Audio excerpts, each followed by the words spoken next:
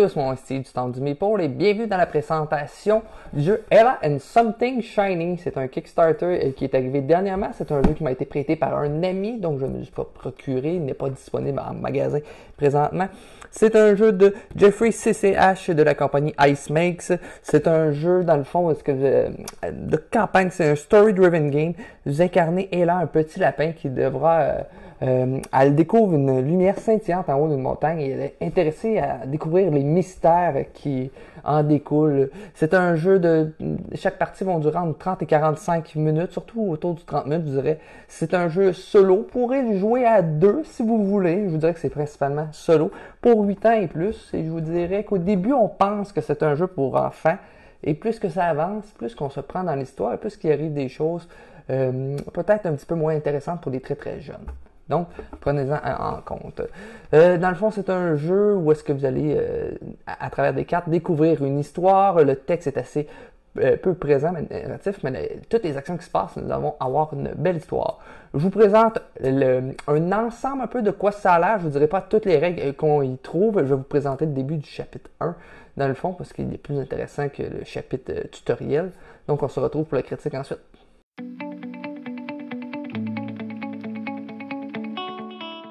Donc, ça va être un overview, en fait, du jeu. Je vais faire un petit playthrough, justement, du chapitre 1. Dans le fond, vous avez des petites boîtes comme ça. Vous allez la vider. Moi, je l'ai emprunté, donc il était tout rangé. Vous allez avoir tout rangé ça, j'imagine, dans les boîtes. Peut-être ça vient ensemble, je ne le sais pas. Donc, vous allez avoir mis les petites cartes avec un H ici qui vont être des pouvoirs, justement, des habiletés que vous allez découvrir au fur et à mesure que vous avancez dans l'aventure. Ceci, c'est des événements qui vont arriver immédiatement. Ça, c'est des événements qui vont arriver dans le futur. Est-ce que vous avez le présent, le futur et le passé, justement, des petits objets et vos cartes de départ qui sont numérotées en jaune. Ça, c'est la carte objectif. Comme dans le chapitre numéro 1, l'objectif sera tout simplement d'amasser des carottes, de l'argent et une petite pierre d'étoile, dans le fond, c'est pour préparer votre voyage vers, justement, votre périple vers la montagne pour découvrir ce qui scintille en haut de cette montagne. Vous allez tout simplement prendre une carte et, justement, vous allez regarder ce qu'elle a. Comme ici, nous relaxons tout simplement dans la clairière. Nous pouvons aller accumuler, justement, 3 d'énergie que nous allons mettre côté à droite. Nous accumulons les petits cubes ici. Nous pouvons même les mettre dans le bon côté. Ça, j'ai décidé de relaxer. Sinon, j'aurais pu décider d'aller explorer la forêt. Comme vous voyez, les petites flèches jaunes. Cette carte va aller dans le passé. Donc, elle ne reviendra pas dans votre deck. Certaines cartes ont des effets à droite. Donc, elles vont revenir dans votre deck. Ça vous disait la carte numéro 110. Nous allons la prendre, comme indiqué sur le plateau avec les petites flèches ici. Nous allons la mettre pour le futur. Moi, je les mets cachés pour ne pas me spoiler les prochaines aventures. Donc, ensuite, la numéro 12, nous allons justement aller cueillir des carottes. Si nous avions un panier, qui est un objet parmi ceux-ci, nous pourrions cueillir 3 carottes. Ici, ça va être tout simplement une carotte que je vais mettre, comme indiqué, avec la petite flèche à droite. J'en profite pour retourner la carte dans le bon sens. Donc, je vais aller chercher une petite carotte que je vais ajouter. Je vous dirais que le thème au début semble enfantin, mais le jeu va devenir un petit peu plus impliquant justement au niveau scénario, au niveau de l'histoire justement. Donc, nous allons ensuite nous allons travailler, nous allons accumuler un argent ou si nous voulons, vous pouvez dépenser justement une énergie pour faire plus d'argent. On va travailler plus fort. On va faire ça. J'ai décidé de faire le chapitre 1 d'ailleurs, puisque le tutoriel, je le trouve vraiment ennuyant. Donc, nous allons mettre cette carte-là comme indiqué dans les flèches. Nous allons passer ensuite au prochain. Où nous rencontrons un petit marchand. Nous pouvons échanger de l'argent contre des carottes contre de l'argent. Ou regarder un petit chose de différent. Je pourrais dépenser 3 d'argent que je vais faire. Je vais envoyer cette carte-là dans le passé et je pourrais gagner un objet. Soit un panier, une corde ou une petite loupe. Tiens, vu qu'on avait un petit aspect mémoire, vu que nous avions un moyen de gagner plus de carottes avec le panier, nous allons ajouter ceci. Donc, justement, un petit coffre à outils, en fait. Nous allons la mettre de côté. Ensuite, on retourne une autre carte. Ah, je suis perdu dans les bois. J'accumule 2 peurs ou je perds un livre. Je n'ai pas de livre, donc je vais accumuler de la peur. Qu'est-ce que ça fait?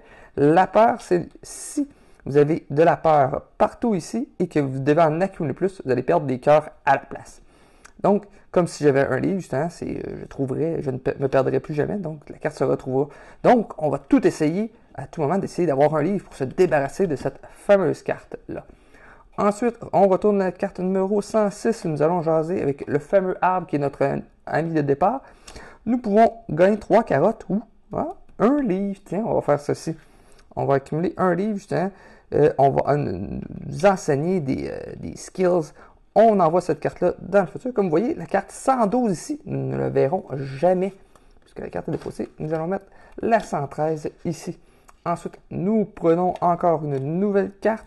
Un petit écureuil aurait besoin de carottes. Dans ce jeu, justement, aider des personnes est vraiment très important puisqu'ils vont souvent venir vous aider dans le futur. Tiens, on va venir l'aider. On va payer la petite carotte. On va tourner ça ici. Comme vous voyez, c'est une carte rouge, 124. Elle s'en vient directement ici, mais moi, à la place, je vais la tourner tout de suite. Le petit écureuil après ici. On va prendre la carte 114, justement, que je vais mettre juste ici. Et nous allons, ici, il y a une petite erreur d'impression. En fait, puisque nous ne pourrons pas ça, la flèche, en fait, devrait indiquer à gauche. Donc, on continue. Ensuite, justement, nous allons nous amuser avec l'arbre. Nous pouvons gagner une carotte, énergie, un livre. Nous avons déjà notre livre. On pourrait enlever des peurs. Je vais décider d'accumuler une carotte de plus en échappant une au sol et accumuler une d'énergie. L'énergie va servir surtout à la fin, puisque nous devons soit défausser des cœurs ou de l'énergie rendue ici. Donc, on va tasser ça ici. Je vais en profiter justement pour retourner mes cartes ici. Je vous rappelle justement que les carottes, il va nous en falloir pour arriver à l'aventure, à la fin de l'aventure. Par contre, les objectifs de fin de partie seront différents d'une partie à l'autre, bien entendu, mais il y aura différentes fins. Pour le chapitre 1, il y a une seule fin possible, mais d'autres, il y aura l'objectif de fin, mais il y aura des fins peut-être cachées dans les cartes. Donc, ensuite, la dernière carte, je ne sais pas pourquoi j'ai pris ça là. La dernière carte ici, nous pouvons payer des carottes pour les transformer en énergie. Mais non, je veux garder mes carottes, moi. Donc, on tourne ça ici. Ce qui met fin. On peut mettre des ressources, justement, à partir d'ici. On peut en mettre une ou deux. Tiens, je vais pouvoir mettre une carotte juste ici, comme ça, ça va être réglé. Ensuite, je dois dépenser un énergie ou un cœur pour la phase de nuit. Je vais mettre ça ici. Et on va rebrasser le paquet. On va en faire un deuxième tour, justement, pour voir qu'est-ce que ça donne. Ensuite, je vais arrêter pour le gameplay. Comme ici, c'était une nouvelle carte qu'on avait piochée, justement. Oh, il mouille très fort. On peut dépenser un d'énergie ou perdre un cœur. Ah, mais on a de l'énergie, ça donne bien. On va défausser l'énergie. On va prendre des cartes 115 et 116. Comme ceci. Et on envoie la carte à gauche. Ensuite, 108, c'est encore notre petit ami. On va accumuler justement des carottes pour l'objectif de fin de partie. On va nous donner de l'énergie comme ceci. On envoie ça de ce côté-ci. Notre fameux chef qui ne peut nous donner de l'énergie, on en a assez. On va continuer notre chemin. Il y a des petits flavor text qu'on appelle justement des petits textes pour mettre dans l'ambiance. Mais je vous dirais, les événements qui vont arriver vont surtout dicter l'aventure que vous faites. On décide de travailler, justement, on va dépenser de l'énergie. On a besoin de 2 sous. On va dépenser de l'énergie pour travailler plus fort. On va nous s'accumuler 3 autres sous ici. Comme vous voyez, nous allons devoir avoir une étoile. On voit qu'il n'y a pas vraiment de carte qui arrive. Peut-être d'autres vont en offrir. Sinon, nous pouvons faire des échanges. Hein. Donc, gagner des livres serait peut-être une bonne idée pour gagner une étoile. Ensuite, on tourne. Nous sommes encore perdus. Ah, ça donne bien. Nous avons notre livre ici. Donc, on va le défausser. Et nous n'allons plus jamais nous perdre durant cette aventure, dans ce chapitre-là. On va retourner une autre. Ah, justement, ici, il y a quelque chose de spécial. Ah! Nous avons justement notre petit outil, puisque ici, il le requiert. Si nous voulons faire cette action-là, nous devons avoir ça. Donc, pour revenir, si nous avions 2 livres, nous allons pouvoir faire les actions. Mais ici, nous allons dépenser une énergie pour faire la fameuse carte 125 qui est ici. Comme elle est rouge, on la retourne tout de suite. Il nous dit merci justement de l'avoir aidé. On envoie ça ici et nous allons tourner et reprendre la carte 118. Nous allons faire les 2 dernières cartes de ce chapitre-là. Très fort. Ah, ça donne bien. Nous avons le fameux panier, comme nous pouvons voir ici. Donc, nous allons pouvoir accueillir 3 petites carottes, puisque nous avons des outils pour cueillir plus efficacement. Donc, on gagne nos 3 petites carottes, comme ceci. Et la dernière carte, justement, notre petite table. Comme ici, nous allons avoir des petites décisions à long terme. Nous pouvons apprendre à planter des légumes ou apprendre à faire de la musique. Nous allons justement apprendre à planter. Nous allons faire le H2. Donc, il y aura cette carte-là qui va se rajouter pour le reste de nos aventures. Donc, il y a déjà une prise de décision pour le reste de cette campagne. Nous allons faire ceci. Comme vous voyez, cette carte va nous permettre... Ah, on a un panier, donc on pourrait retirer un livre à cette heure et faire 7 carottes. Donc, tous les objectifs qui aura besoin de carottes à l'avenir, nous allons être efficaces. Ici, nous gagnons 3 carottes. Ah, je manque de place pour mes carottes. C'est soit que j'en accumule moins ou je défausse des objets. Comme j'ai besoin de sous, on va les garder. Donc, nous allons continuer justement les aventures. Si vous voulez une petite analyse justement du matériel, les cartes sont grandes, on voit très bien les images. C'est assez clair, le texte est assez minime. Si vous voulez jouer avec un enfant, je vous dirais que ça se complexifie un peu les prises de décision au fur et à mesure qu'on avance dans l'aventure, mais ça reste qu'un enfant pourrait jouer. Je ne vous conseille pas avec un enfant de 4, 5 ans, 6 ans, mais un enfant de 8, 10 ans pourrait apprécier ça. Vraiment, l'histoire devient de plus en plus prenante. Donc, c'est un matériel. Je vous dirais aussi, nous avons un bel insert justement pour toutes les ressources, toutes séparées comme ceci. Par contre, il y a des petits contenants pour les cartes qu'ils ont pensé de mettre des petits plastiques justement pour pas que les cartes tombent. Fouillez-moi pourquoi. Les ressources-ci en ont pas. Donc, si vous mettez ça à la verticale, ça va tomber partout, partout, partout. Nous allons accueillir aussi on va découvrir des sorts au courant de la partie, comme faire des boules de feu, se guérir, plein de choses que nous allons faire découvrir au cours de la partie. Vous n'allez pas les découvrir en une seule partie. Nous allons voir justement tous les chapitres qui sont bien classés par des boîtes et même une petite boîte de sauvegarde pour garder vos objets. Petits objets comme ça et vos cartes justement comme ceux-ci seront gardés au fur et à mesure que les chapitres avancent. Comme vous voyez, il y aura de plus en plus de cartes ou même des tuiles qui vont s'ajouter de chapitre en chapitre, très bien classées. Par contre, les inserts, comme vous voyez, je vous avais indiqué, l'insert est assez immense pour pas tant grand-chose. Ce qui en fait une boîte qui est assez épaisse, merci. Elle aurait pu être beaucoup plus mince, c'est sûr qu'elle aurait été moins bien classée, mais c'est ce que j'en pense du matériel. On va passer maintenant à ma critique du jeu.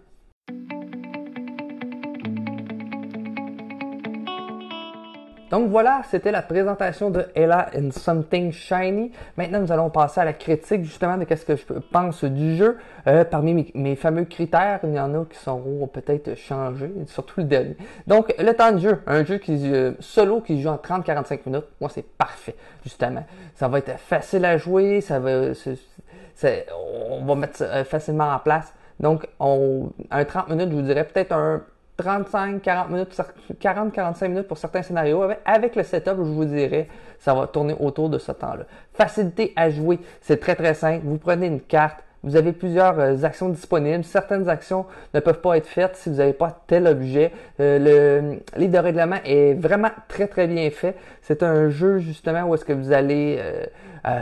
les règlements vont s'ajouter au fur et à mesure plus que vous avancez dans la partie.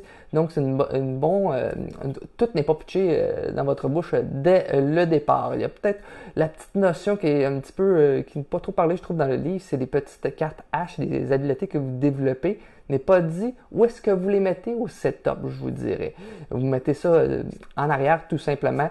Aussi, la facilité de mise en place, il y a un prologue que je ne vous ai pas montré, c'est votre histoire que vous allez prendre en main au début. Ça va vous expliquer une petite histoire d'ambiance au début et la mise en place de départ, comment placer les cartes. Ensuite, l'esthétique. Gros plus à ce niveau-là. C'est un jeu avec un visuel tout simplement magnifique. Toutes les cartes sont magnifiques. Elles représentent très bien ce qui se passe. Lorsque nous avons notre personnage a peur ou que c'est intense, les cartes le reflètent bien. Donc l'esthétique est vraiment géniale. Stratégie de jeu. Je vous dirais que le jeu est assez... il y a quand même une stratégie au jeu. Il y a certaines situations où est-ce que vous allez vous dire « Ah, est-ce que je dépense des ressources pour pouvoir faire plus de choses? » Ou je me dis, je vais attendre à la prochaine ronde, je vais me préparer mieux pour pas me pénaliser avec les autres cartes qui s'en viennent. Surtout, justement, un petit aspect de mémoire de savoir, cette carte-là, je pourrais m'en débarrasser à long terme si je gardais telle ressource. Donc, cette carte-là, je dépenserai pas, ça vaut plus la peine que je la garde. Au niveau stratégique, c'est assez intéressant. Par contre, au niveau stratégique du jeu, justement, c'est un jeu où est-ce qu'il y a une histoire. Donc, je vous dirais que l'histoire est très bien ficelée, justement. Mais une fois faite, vous allez peut-être refaire l'histoire une deuxième fois, Je vais vous garder l'explication pour plus tard à un autre point. Mais au bout de 2 parties, c'est un peu comme un unlock. Une fois que c'est fait, c'est fait. Par contre, c'est un jeu qui va très bien se revendre. Donc, je vais mettre un niveau neutre à ce niveau-là, puisque la rejouabilité n'y est pas. C'est peut-être un point que je vais rajouter dans mes prochaines critiques. Justement, rejouabilité, ouais, je vais rajouter ça. Setup et rangement. Rangement est vraiment incroyable. Point négatif, la boîte est vraiment très très très épaisse. Ça aurait pu être, je vous dirais, la moitié, mais on n'aurait pas eu des belles boîtes de rangement pour replacer ça. Par contre, si vous voulez ranger ça par numéro, ça met un petit peu plus de temps pour le ranger. Immersion. C'est un jeu où est-ce que je ne m'attendais pas à grand chose. Tu sais, les mécaniques du jeu sont assez simplistes, prise de décision simple. Mais, en voyant le premier chapitre, je vous dirais, c'est une histoire pour enfants. Plus ça avance, plus que ça devient immersif. Nos actions seront très, très, très importantes. Comme dans le premier chapitre, vous allez peut-être aider un ours. Il va peut-être revenir dans l'histoire plus tard. Donc, vos prises de décision viendront vous aider ou vous hanter plus tard. Surtout vous hanter, je vous dirais. À la fin, en plus, la fin du jeu est vraiment excellente. J'ai fait, oh mon Dieu, pourquoi j'y ai pas pensé avec ça. J'ai triché, j'ai regardé parce que j'ai fait une fin malheureuse, mais j'ai été voir la fin heureuse. Et c'est assez surprenant à ce niveau-là. C'est plus difficile même pour atteindre la fin heureuse, mais c'est vraiment, l'immersion est assez intense. C'est un jeu où est-ce que je comprends pas trop pourquoi, mais j'aime ça. J'ai envie de refaire une partie tout de suite. J'ai fait le tutoriel et les 5 chapitres. J'ai fait ça environ en 3 jours. Donc, un gros rush. J'ai vraiment apprécié ça. L'interaction. On parle plus des parties à plusieurs joueurs. Mais l'interaction avec le jeu est assez intéressante, justement. Où est-ce que vos prises de décision auront un impact, comme je vous disais, dans le futur, justement. Ou, justement, vous retardez des paiements sur certaines cartes. Donc, une belle interaction avec le jeu. Les versions solo, vous parlez peut-être à 2 joueurs, ça risque de ne pas être très intéressant, je dirais, à plusieurs. Peut-être avec votre enfant, justement, de 8 à 10 ans, ça peut être intéressant. Sinon, pour le solo, c'est comme je vous dis, vous êtes dans votre bulle, vous suivez les aventures. C'est un petit peu comme j'entends Martin Lafrenière de la zone de jeux de société. C'est pas un jeu où est-ce que l'immersion va être avec le texte, mais plus avec l'aventure que vous vivez, avec les actions que vous faites avec vos cartes. Donc, c'était très, très, très intéressant. Donc, pour ma note finale, je vais donner à ce jeu qui m'a beaucoup surpris un 8.5 sur 10 pour son immersion qui est très intéressante, esthétique, la surprise que j'ai eue, mais que justement, la petite rejouabilité n'y est pas tout de même. Mais c'est le genre de jeu, justement, que je vais vouloir m'investir à fond dans mon aventure et ensuite pouvoir partager l'expérience à un autre joueur. Donc, c'est ce qui empêche peut-être un 9, mais qui garde quand même un 8.5 et non un 7, juste parce qu'on ne peut pas rejouer. J'ai eu une grande immersion, beaucoup de plaisir à jouer à ce jeu-là, qui était quand même relativement simple au niveau mécanique. Donc, si vous avez aimé la vidéo, laissez-moi un like, laissez-moi un commentaire si vous avez essayé le jeu, si le jeu vous intéresse justement. Sinon, on se retrouve dans une prochaine vidéo. Ciao!